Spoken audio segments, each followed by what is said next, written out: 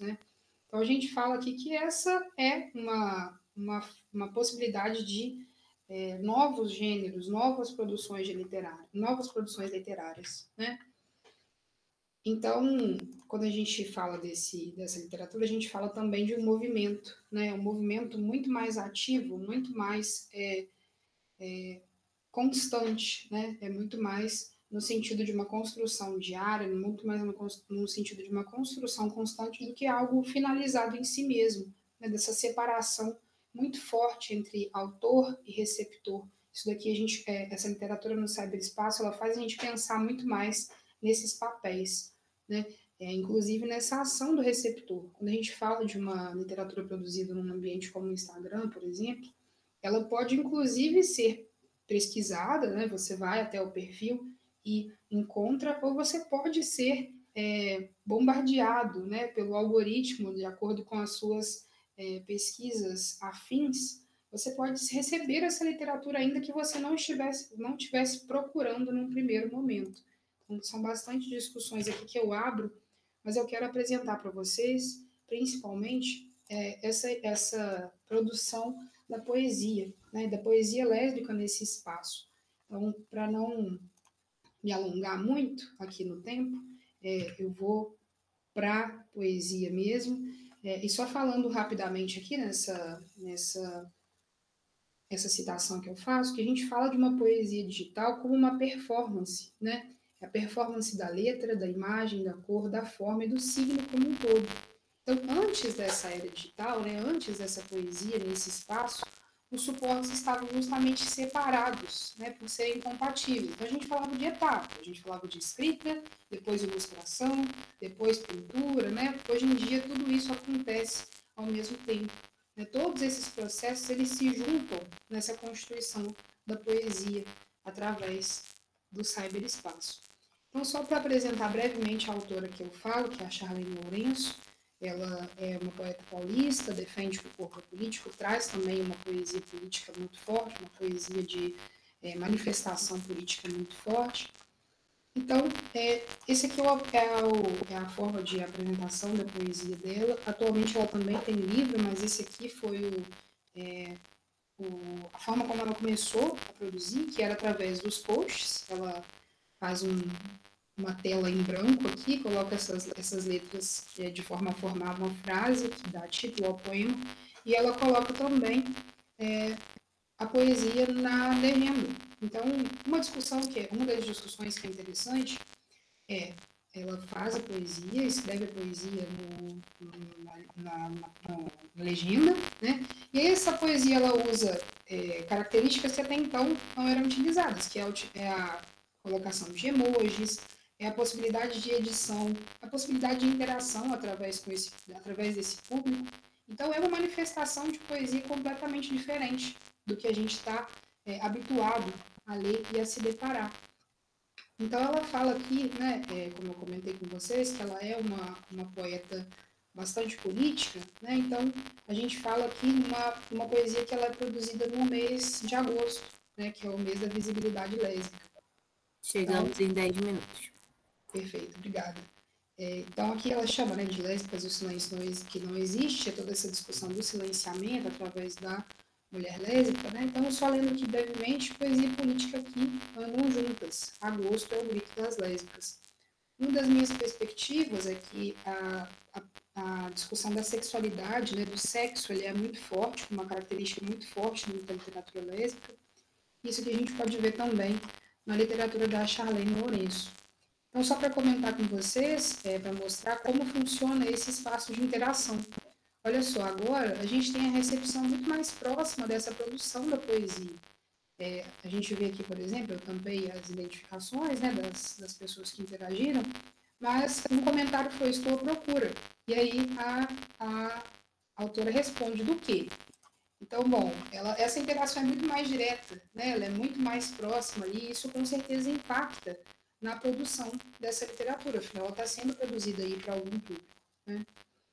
Então, para uma das minhas hipóteses também, uma das minhas apresentações, é que existe também uma intertextualidade direta, que eu chamo aqui de lesbiancestralidade, né? Que é essa construção da literatura lésbica em diferentes etapas da vida como uma construção conjunta, contínua, né? Como a gente sai de um lugar e vai para o outro, mas sem fazer disso uma análise qualitativa, né? De que a gente é melhor em algum momento e evolui para um outro lugar. A gente faz uma intertextualidade direta, né? Uma ancestralidade cultural. Então, essa poesia da Charlene Lourenço, Ainda Nada nos Rios de Cassandra, faz referência justamente a Cassandra Rios, que é a pioneira da literatura lésbica nesse espaço virtual. Né? A Cassandra, não sei se todo mundo conhece, mas ela foi a autora mais censurada do Brasil. Ela produziu na época da ditadura militar, mais ou menos ali dos anos 65 a 80, e ela teve 36 dos seus 50 livros censurados pela ditadura. Então, ela foi ao mesmo tempo a pioneira, foi a primeira autora de literatura brasileira a vender 1 milhão de cópias, superando até outros autores que produziam na mesma época, como Jorge Amado, Nelson Rodrigues, que também produziam aí uma literatura de cunho, de cunho sexual, né, de cunho erótico.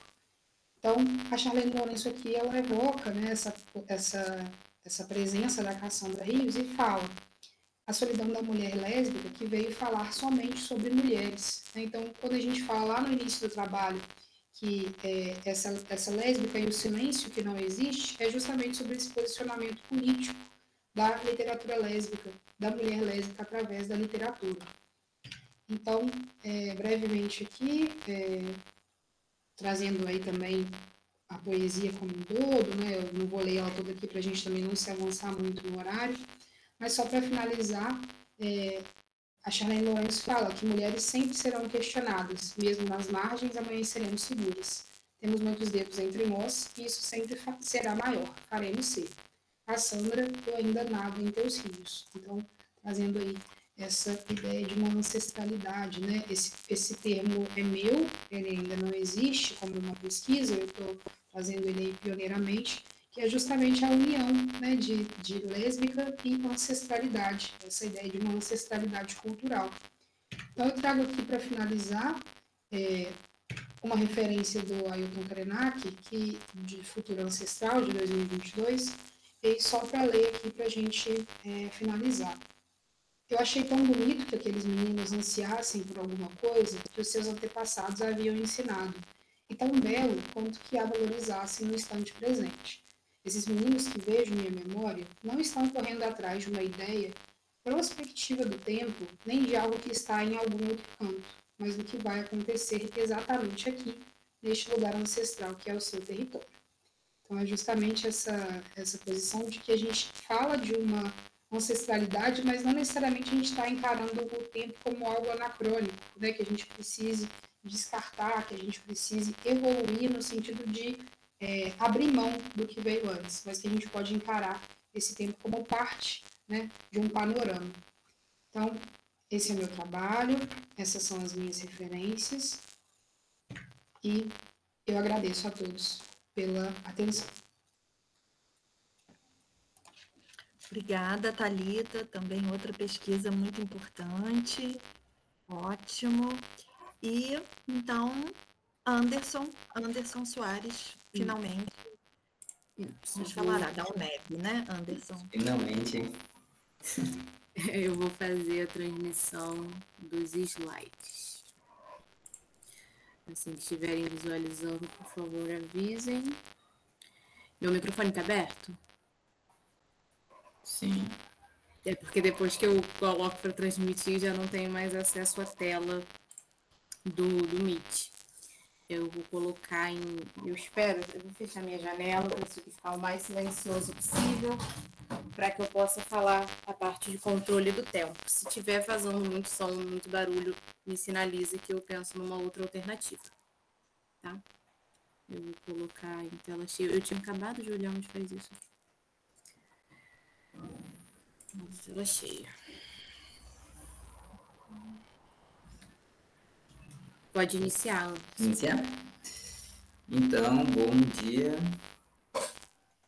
Eu sou o Anderson, eu sou aluno do PPGL, do mestrado em Letras, da área dos estudos literários da UNEB Campus X e Teixeira de Freitas. E o meu trabalho tem como título Trans é essência, não basta querer, tem que ser. A escrita de si no monólogo Neca de Amara Moura.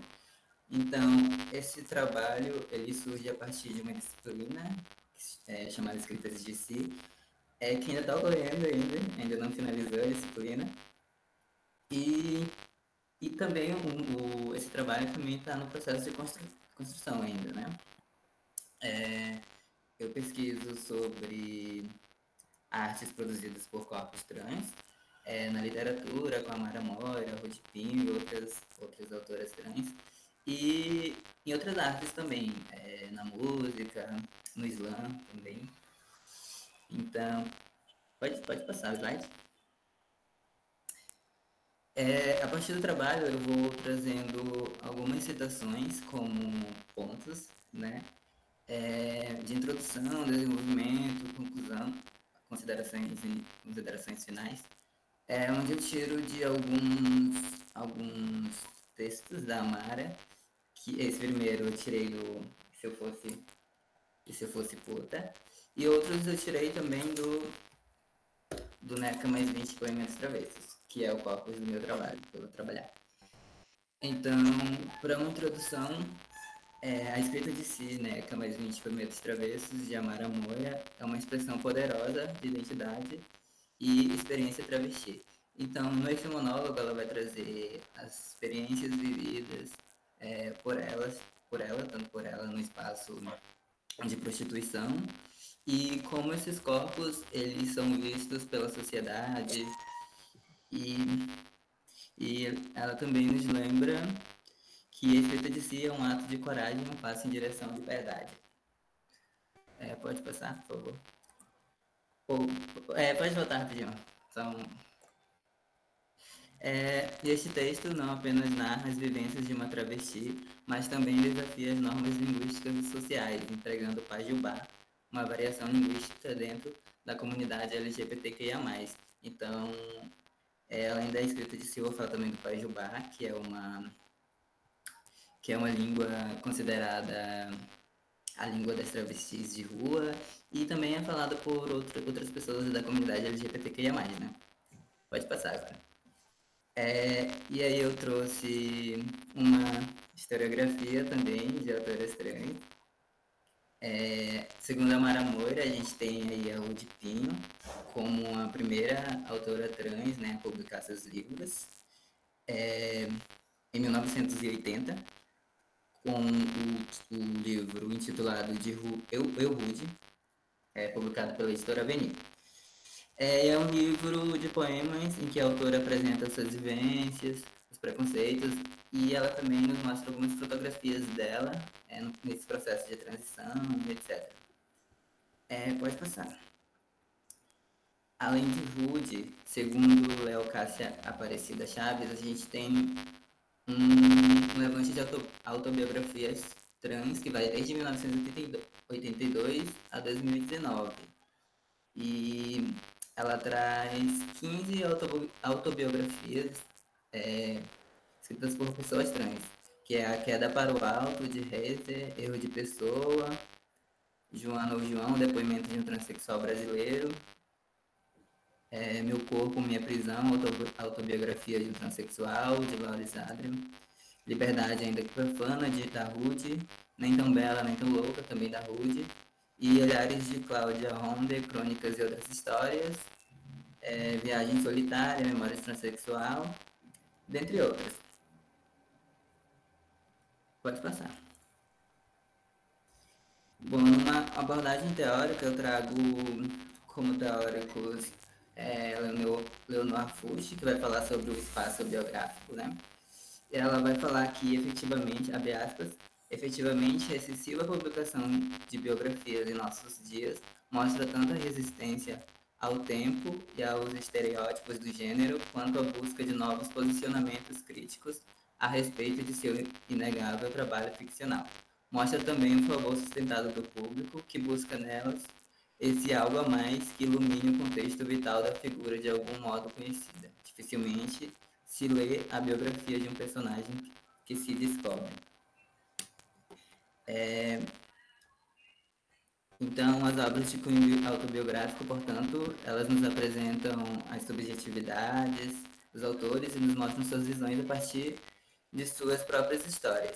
E para Diana Klinger, tanto os textos ficcionais quanto a atuação, a vida pública do autor, são fases complementares da mesma produção de uma subjetividade, instâncias de atuação do eu que se tensionam ou se reforçam, mas que em todo caso já não podem ser pensadas isoladamente. O autor é considerado como sujeito de uma performance, de uma atuação, um sujeito que representa um papel na própria vida real, na sua exposição pública, em suas múltiplas falas de si, nas entrevistas, nas crônicas e autorretratos nas palestras.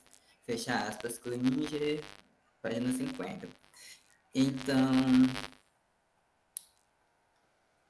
a escrita de si, né, de acordo com a Klinger, consistiria numa performance do autor onde se entrelaçaria esse real com o ficcional.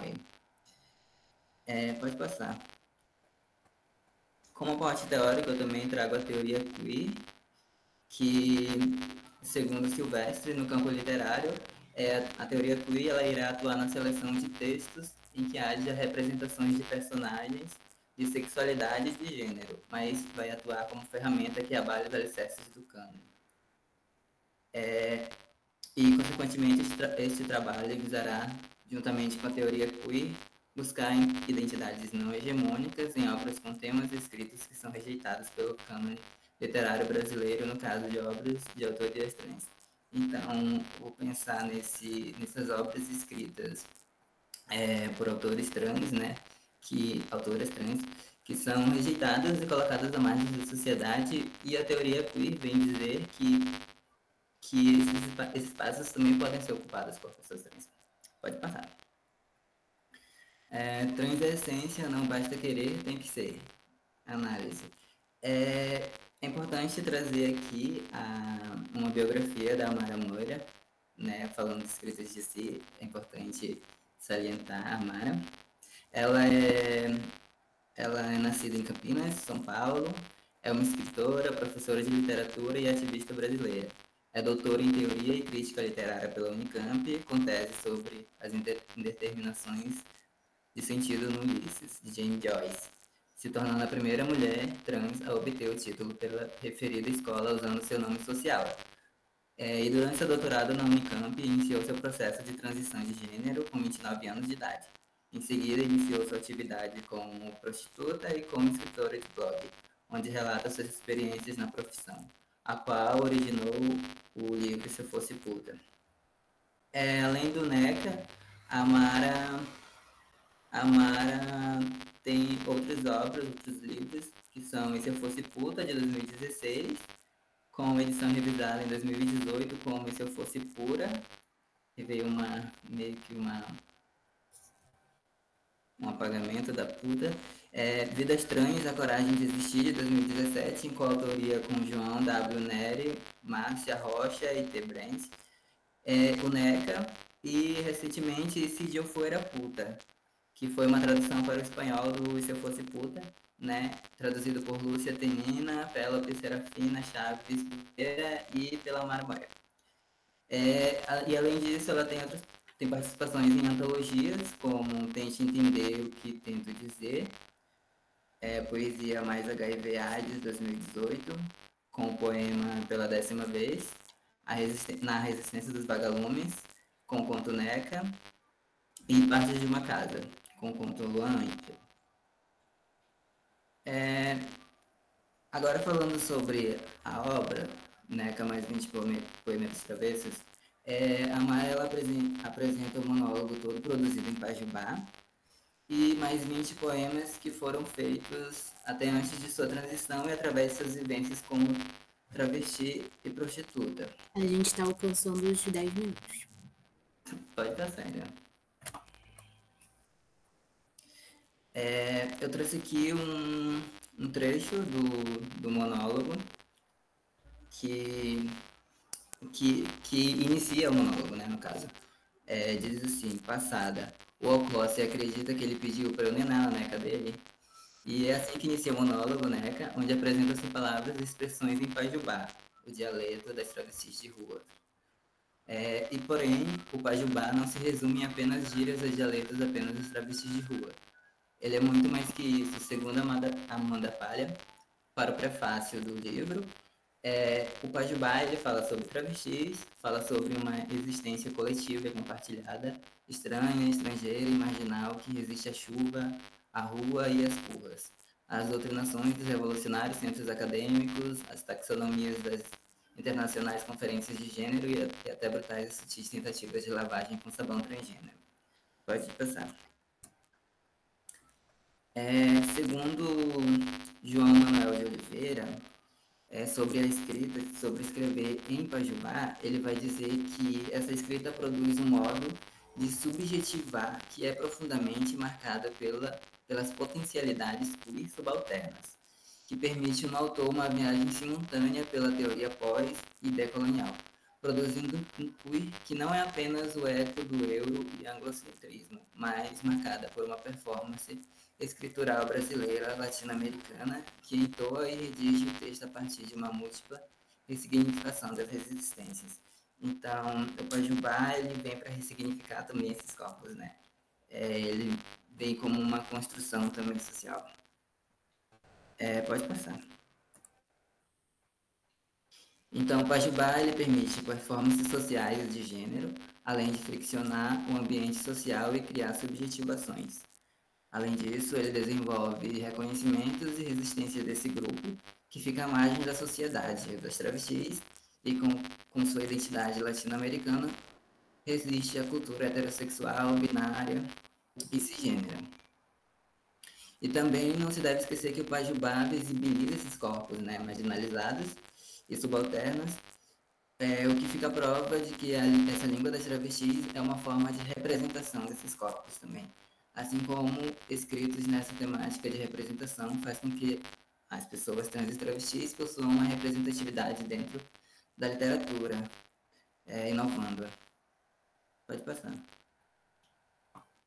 Eu trouxe outro trecho do monólogo, mas acho que dá para ler depois. Pode passar, está com tempo, né?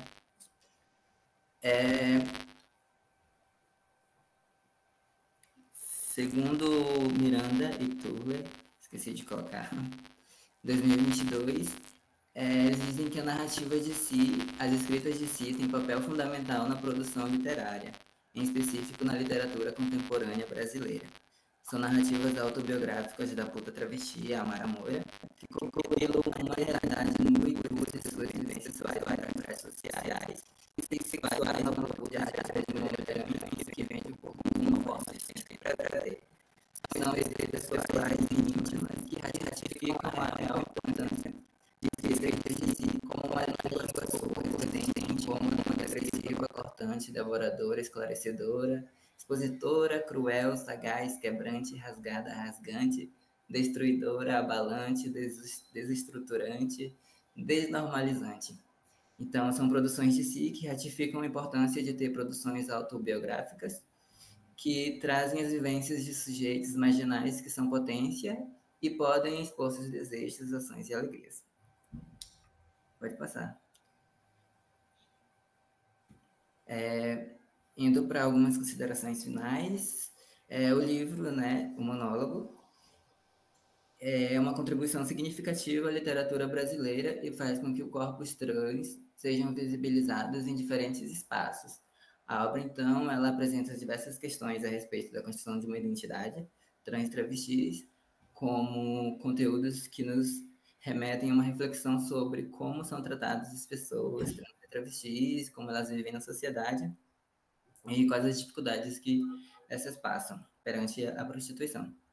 Bem como as características de comportamento perante a sociedade, que são aspectos importantes para o avanço da representatividade de mulheres trans numa literatura brasileira. Pode passar. E pensar nessa literatura produzida por mulheres trans aumenta ainda mais a visibilidade delas, né? Fazendo com que haja uma presença no meio literário brasileiro. E as perspectivas da teoria queer, da escrita de si e o Pajubá nos ajudarão a entender como funciona essa ruptura do heteronormatismo, trazendo uma quebra de um cânone literário propriamente cisgênero. E essas são minhas referências. E foi isso. Obrigado. Obrigada, Anderson. Nós temos alguns minutinhos, se vocês quiserem fazer as suas considerações finais, se vocês quiserem acrescentar alguma coisa. Eu queria só fazer uma observação, também serei bem breve, para não tomar o tempo de vocês. É uma mesa que tem uma aparência de temas diferentes, mas eu tentei pensar, fazer alguns apontamentos, e talvez principalmente a partir da reflexão teórica que o Alexandre nos trouxe, algumas expressões muito importantes, como democracia literária, como que é do Rancière, né? A democracia literária da partilha do sensível. Isso é muito importante. Se vocês observarem, isso está atravessando a fala de vocês, não é? Essa antologia que a Amanda nos traz, que né, tem 2 mulheres e 10 homens. Eu até indicaria, Amanda, para você dar uma olhadinha no trabalho que a minha orientanda, Priscila Branco, fez sobre antologias e revistas, especificamente feita por mulheres. Procure o nome dela, Priscila Branco, Priscila Nogueira Branco, está disponível na UFRJ, no PPG Leve mesmo, no nosso PPG Leve. É uma tese bem importante, bem interessante. Mas outra coisa também que me ocorreu é que essa democracia literária da partilha do sensível tem a ver também com colocar em choque um sentido de razão, o nosso sentido de razão, não é? Eu penso com a minha razão e elimino a razão do outro, né? Do corpo trans, da mulher lésbica, do animal. Não é? É fantástico. A gente nunca pode esquecer da baleia, do Graciliano Ramos, como que ela está, nossa, impregnada de razão ali, como que o Graciliano ele atravessa a nossa razão para sentir a razão do outro. Isso é belíssimo. Eu acho que a zoopoética tem muito disso, não é? Eu até te aconselharia, Júlio, um livro bonito do Brian Massumi, chamado oh meu Deus, agora eu esqueci, o que os animais podem nos dizer ou nos ensinar sobre política, alguma coisa assim. Acho que você vai gostar, porque nós somos tão arrogantes na nossa razão que a gente acha que só a gente tem razão, não é? Ou melhor, só isso que temos aqui é que é conhecido como razão. Então, isso é muito, muito bonito, o seu trabalho, muito bonito. E no caso da Thalita, eu queria meter porque você falou de uma questão da historicização, que outra coisa também que o Alexandre trouxe, né? Quer dizer, que vocês trouxeram, é só porque, como o Alexandre privilegiou uma reflexão teórica, e por isso que eu fui tentando costurar, tá, Alexandre? Mas como a Thalita... porque tem uma questão de linguagem envolvida aí, né? Quer dizer, a razão da linguagem também. Nós estamos também, como escritores, como críticos, buscando uma forma de linguagem, buscando uma voz. É o que o Anderson falou também, né? É a voz desse corpo trans que agora é retomado pela figura do autor. O autor a autora, no caso, né? Tem um corpo trans. A Thalita, eu acho que está trazendo isso também. Por isso que você chama de evolução. O Darwin, ele nunca disse que evolução era uma coisa melhor que antes, tá? Eu sei que a gente tem medo de usar essa palavra evolução, porque nós fomos impregnados dessa ideia de que o mais forte venceu. Na verdade, não é. Na verdade, é uma questão de cooperação. Isso é belíssimo no Darwin. É uma questão de cooperação e adaptação. Mas precisa da cooperação para que um ser, né, se adapte, digamos, e o outro pereça, né? Mas não é uma questão de ser mais forte ou mais fraco. Tá?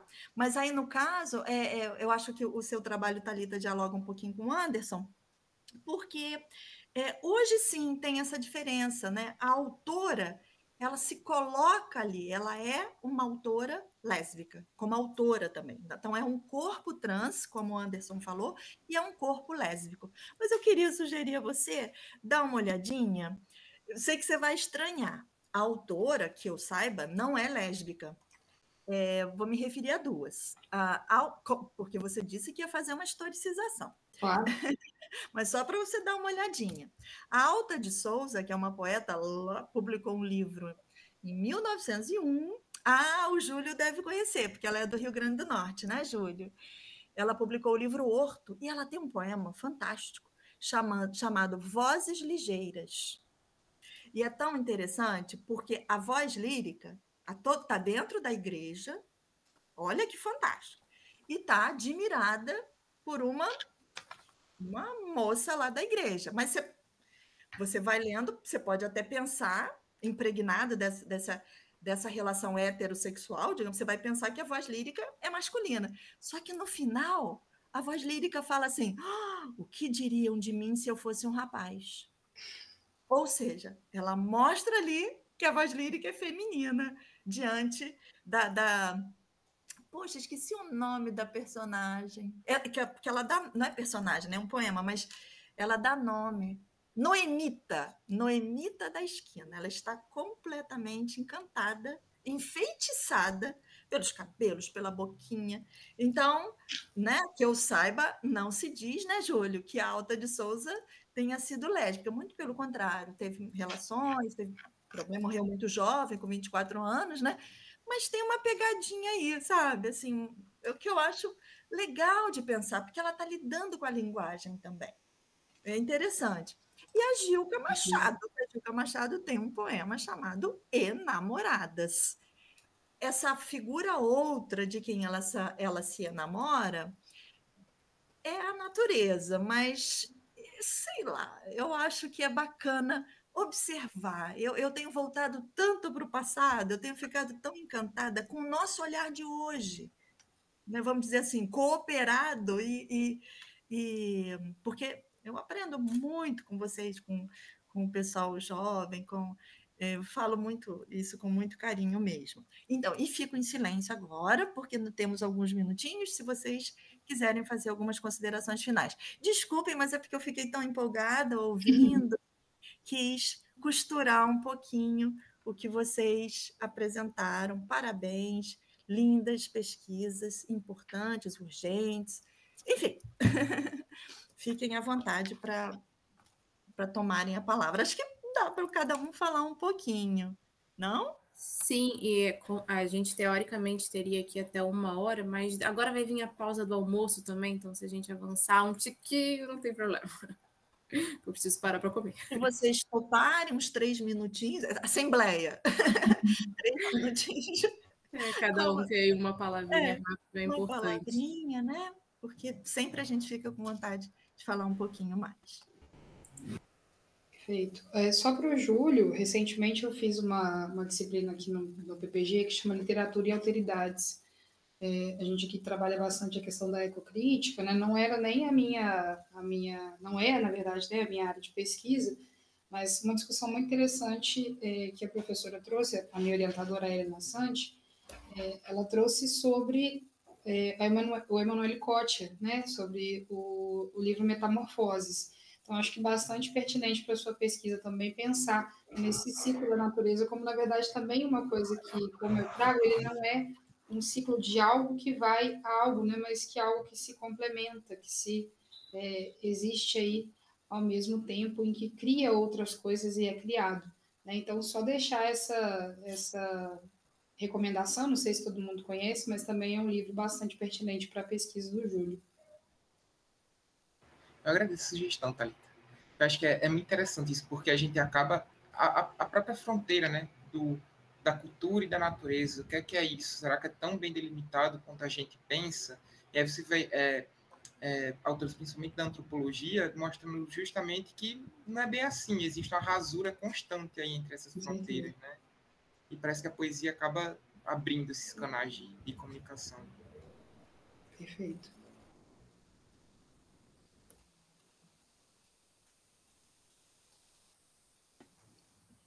Não? O Alexandre não quer falar um pouquinho de algum conto do Rosa? Eu fiquei curiosa. Eu posso falar bem brevemente, embora tenha muitas coisas aqui que eu tenha anotado, mas antes de falar, eu gostei muito dessa referência que você fez, professora Nélia, tentando aí articular as apresentações, porque eu também fiquei pensando nisso ao longo das apresentações, como que cada uma delas tocou em um ponto referente a um sujeito marginalizado, né, que está à margem. Então, eu acho que essa reflexão, de fato, do Rancière sobre a democracia literária acaba, né, interligando, de alguma maneira, o que foi apresentado aqui. Gostei bastante, parabenizo a todos, inclusive, pelas apresentações e pela pesquisa. E eu só queria dizer, assim, bem rapidamente, sobre os contos de Tutameia, que estou tentando também fazer uma investigação que leve em consideração também a presença desses seres marginalizados, né, casando um pouco com a reflexão que o Rancière vai dizer, né, desse enfrentamento da ficção moderna com uma ficção, digamos, tradicional, pautada aí no modelo aristotélico. E eu tenho observado, né, relendo sempre, né, os contos de Tutameia, que o Guimarães Rosa tem colocado, que ele coloca, né, sujeitos, por exemplo, abandonados, desenraizados, órfãos, velhos, malucos, enfim, coisa que a crítica, inclusive, já trabalhou bastante sobre, mas como que isso, de alguma maneira, dialoga também com o fato de uma encenação diferente, né, de uma ficção diferente. E aí eu gostaria, né, bem brevemente, que eu teria colocado na minha apresentação também, um conto do Tutameia chamado Presépio. Esse conto ele é narrado numa noite de Natal, né? Inclusive faz referência de fato ao presépio, né? Mas aí o título Presépio remete, né, ao dialeto sertanejo, né? Enfim, e o conto ele se pauta, sobretudo, né, em 3 personagens principais que são sujeitos marginalizados, digamos assim.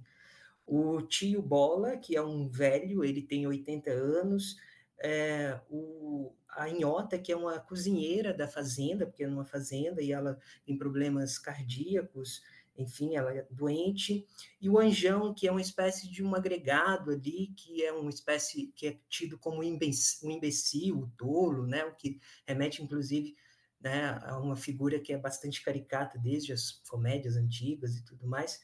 E aí é interessante pensar que o conto ele começa apresentando, né, esses personagens que, de alguma maneira, eles estão deslocados, e o conto começa como outra coisa que eu tenho observado também no Tutameia, mas é uma técnica rosiana, que ele começa em média res, né? Ele já nos coloca na situação, como se alguma coisa já tivesse acontecendo, então a gente está também problematizando a questão do próprio início, né? Não tem um início exatamente, é como se fosse a espécie de um incomeçado começo.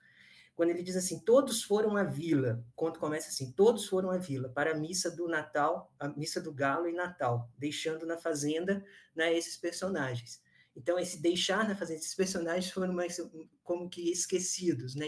E esses todos aí que a gente não sabe quem, muito provavelmente, né, os representantes da família, enfim, da fazenda, deixaram esses 3 personagens de lado, né? Então, o conto já nos coloca nesse início, meio em média res, apresentando esses personagens. E aí que entra aquela questão que eu estava tentando, que eu estava falando sobre as margens da ficção, porque o que vai acontecer nesse conto, e é muito interessante, esse conto pode ser lido, inclusive, como uma ficção da própria ficção, uma metaficção, nesse sentido, porque o tio Bola, que é esse senhor aí de 80 anos, ele resolve fazer uma espécie de um Natal próprio, né? Deixado aí de lado, ele vai encenar o presépio, daí o título, presépio. Aí ele vai pedir para que o Anjão, né, que é esse personagem, traga um boi e coloque ali no meio do curral. E já tinha um burrinho também, tem a questão dos animais também, é interessante pensar no Guimarães Rosa, isso aparece bastante, sobretudo a figura do boi, né, sobretudo, mas também do burro, isso já desde Sagarana, enfim, Mas aí ele vai encenar um presépio na noite de Natal, em que ele assume o lugar do menino Jesus, porque ele deita no meio do coxo, o tio Bola e tudo mais. E aí é interessante pensar que isso acontece no intervalo da noite de Natal, né? No intervalo da noite de Natal. E acontece como uma espécie de, digamos assim, de uma exceção à regra. De fato, é uma exceção à regra, porque, do caso contrário, eles teriam ido para a missa, né? Para a missa do Galo no Natal e tudo mais. E aí ele vai fazer o seu próprio Natal distanciado dessas outras pessoas que o deixaram lá, enfim. E aí é interessante pensar nessa como que a vida, nesse sentido, a vida comum, a vida do seu dia a dia, enfim, ela sai de si mesma, né? E entra nesse espaço dessa invenção, dessa ressignificação da própria noite de Natal. Ele está fazendo o próprio Natal. E aí tem algumas palavras interessantes ao longo do conto que eu fui observando, que remetem ao universo da ficção. Primeiro a questão da ideia, depois da invenção, depois quando ele diz assim, quis ver visões, ele fingia, o feitiço, né? E depois volta a questão da ideia, a questão das surpresas, enfim, é como se ele de fato estivesse dando espaço aí a uma ficção, né? Pensando aí nessa ficção como um elemento colado com a realidade, não como algo distanciado da realidade. Então ele está, e aí a história ela é narrada nesse espaço-tempo, né? Nesse espaço-tempo da noite de Natal. E aí, quando o dia vai amanhecendo, lá no finalzinho do conto, parece que acabou, assim, digamos assim, mas não acabou, na verdade. Parece, e aí as pessoas que a gente foi apresentado no início do conto, esses todos foram à vila, que a gente não sabe muito bem, parece que eles já estão retornando, né? Assim, os outros vinham voltar da vila de Natal em Missa do Galo. Só o finalzinho do conto. Tio Bola subiu a escada, de camisolão e alpercarta, sarabambo, repetia, Amém, Jesus. E aí o conto finaliza como se fosse de fato, esse intervalo, né, entre a vida comum, a vida diária, a vida da ficção e a volta a essa vida comum, de alguma maneira enriquecida, né, depois dessa situação. Enfim. Esse conto eu queria trazer para ilustrar, mas os outros também, o Tutameia é um livro de 40 contos, né? São 40 contos encabeçados aí por 4 prefácios, né? Um livro um tanto quanto instigante, e entre os livros do Rosa é o menos pesquisado talvez pelo fato de causar essa estranheza mesmo de leitura. Temos 4 prefácios, 2 índices, né? Enfim, um glossário no meio de um dos prefácios, com palavras que não estão ali articuladas de alguma maneira, toda essa questão realmente também dessa... E o índice final é um índice de releitura, né? Que convoca a ideia, né, de passar novamente pelo texto. E é interessante pensar que remete um pouco à ideia do infinito, né, que o Guimarães Rosa trabalha também em outros textos, como o próprio Grande Sertão, né? Enfim, é isso. Desculpe ocupar o tempo. Maravilha, Alexandre. E também os gêneros, a deshierarquização dos gêneros, né, literários, né, também, dos gêneros de escrita, digamos assim, né? Interessante isso em Tutameia. Como disse a Clarice, em Água Viva, gênero não me pega mais. Então, isso é muito legal. Água Viva também é um livro, enfim. Bom, alguém gostaria de falar alguma coisa?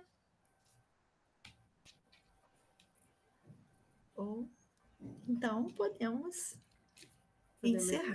Não é? Parabéns novamente, lindas, sensíveis, importantes, democráticas, né? Travessias do comum para o ficcional, voltando para o comum, e a razão e a busca da linguagem nisso tudo, não é? Muito obrigada, gente. Muito obrigada, pessoal. Boa tarde para vocês. Bom dia. Obrigado. Boa tarde a todos. Para vocês. Tchau. Tchau. Tchau, tchau.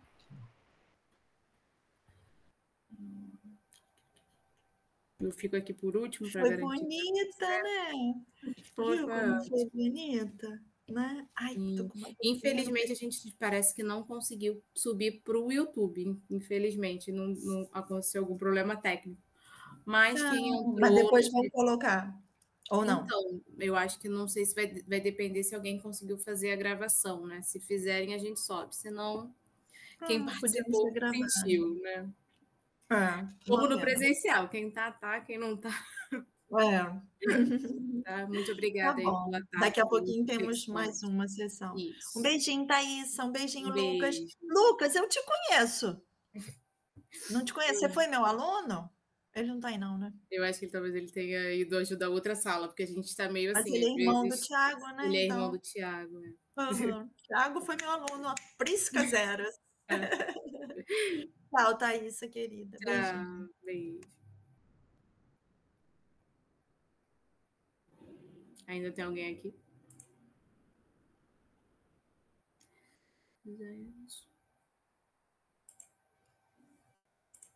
Bom, vou encerrar. Vou encerrar aqui, gente. Eu não sei se por ser organizadora, se eu fechar, vai fechar tudo, mas estou fechando. Posso encerrar para todos. Vou encerrar para todos essa.